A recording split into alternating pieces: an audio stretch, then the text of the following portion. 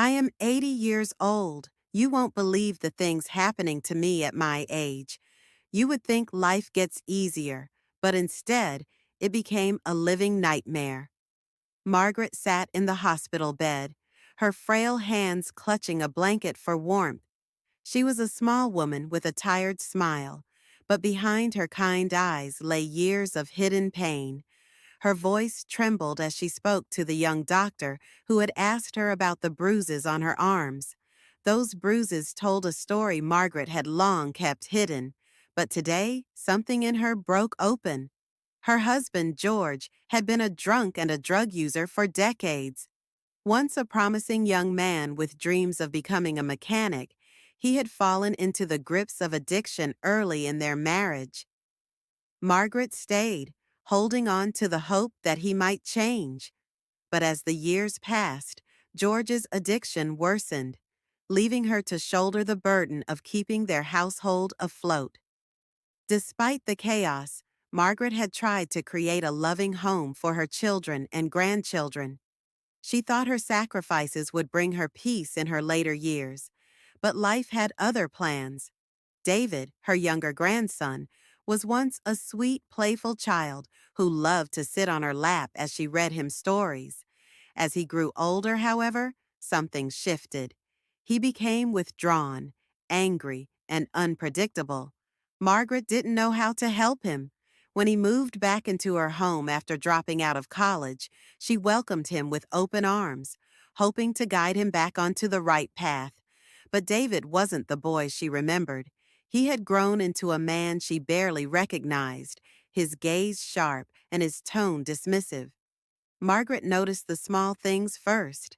The way David would lock himself in his room for hours.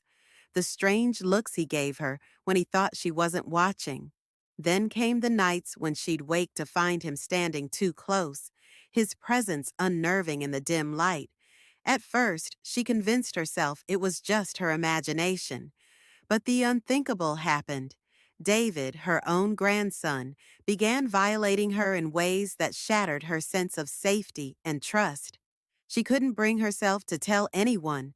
Who would believe an old woman's words against a young man's denial? And even if they did, what could they do? The fear of being ridiculed or dismissed kept her silent. Jason, her elder grandson, was no savior. While he didn't harm her physically, his actions were equally damaging. A smooth talker, Jason could charm his way out of any situation. He had convinced Margaret to co-sign loans and hand over her pension checks, promising to pay her back. He never did. Each month, she struggled to pay her bills, her fridge often empty, while Jason flaunted his new purchases. Margaret had taken in her grandsons after their mother, her only daughter, passed away suddenly in a car accident.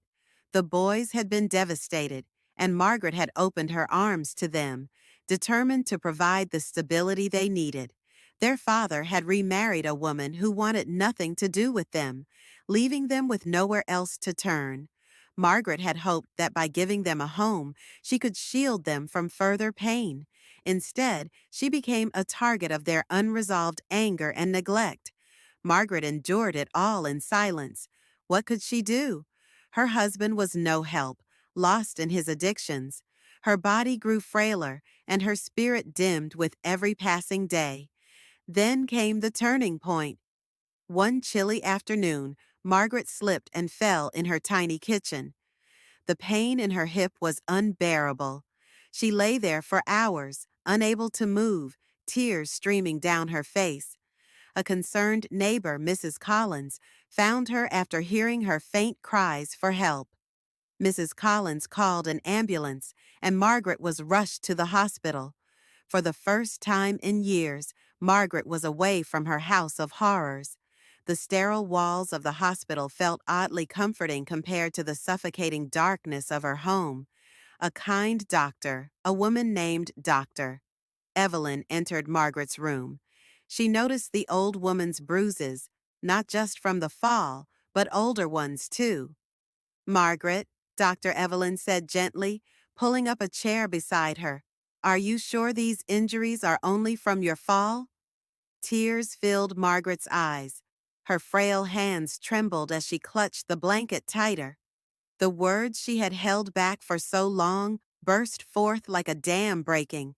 I, I'm 80 years old, she began, her voice cracking. You won't believe what's happening to me. My grandson, he, he has been hurting me, and the other one takes my money. My husband, he's a drunk. I have nowhere to go, no one to help me. Dr. Evelyn sat by her side, holding her hand tightly. You are not alone anymore, she said firmly. I believe you, Margaret, and I promise you, we will help you. With the support of the hospital staff, social services were alerted. Investigators came to hear Margaret's story, and for the first time in decades, she felt truly heard. David and Jason faced legal consequences for their actions, and George was placed in a rehabilitation program. Margaret was moved to a safe, caring environment where she could begin to heal. For the first time in years, Margaret felt a glimmer of hope. She made friends at her new residence and even began attending a local seniors group where she shared her story to inspire others. No one should have to suffer in silence, she told Dr. Evelyn one day. Even if you think it's too late for you, it's never too late to find help. Margaret spent her remaining years surrounded by love and care, finally free from the shadows that had haunted her.